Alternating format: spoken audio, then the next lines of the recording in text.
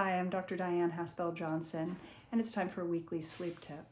So I've been talking in recent weeks about how to rest, how to sleep during these troubled times where there's so much suffering going on in the world.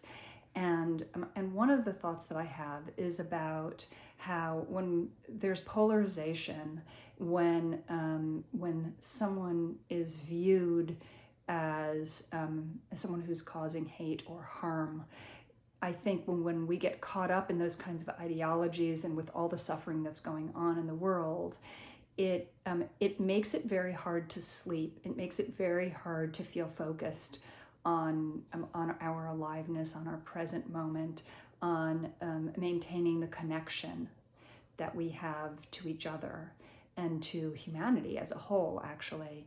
And when I think about the issues that people have with regards to sleep, a lot of times when people come to me, since I'm an expert on sleep, the issue has to do with insomnia, and it also has to do with fatigue.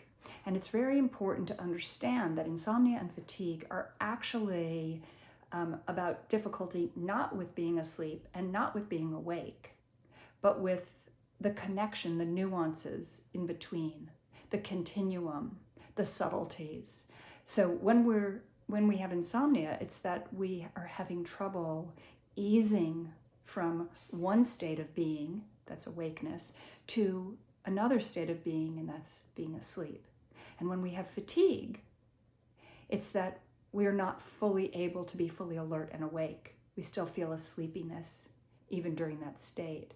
And so I think that our bodies are indicating to us that some of the polarization that's going on, including some of the taking one side or being partisan, those things lack the transitions, the nuances, and that's what our bodies crave. Our bodies crave the ability to stay in love, stay in a sense of safety, stay in a sense of compassion, and to know that we all have the right to survive, the right to rest safely in our homes, in our beds at night.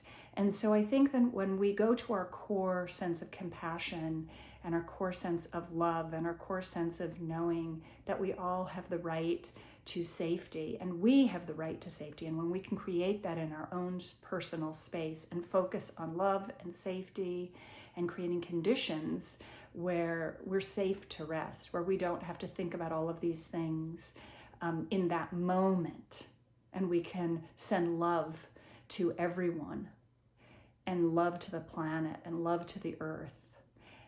Rather than thinking that we know what it's like to be in someone else's state, we can be in our own state of love and compassion and presence in this moment.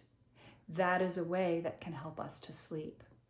And I send prayers and love and compassion to all of you watching this, and I hope that you can find a safe space.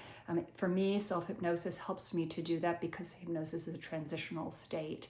It is a state of neither being fully awake, as in a normal waking state, nor fully asleep, and so it helps with that bridge. It helps to move along a continuum of compassion and presence and mindfulness. If you'd like to learn more, please go to the link in my profile where you can find out more about self-hypnosis and get to my blog and to some resources to empower you to rest better and stay safe within yourself.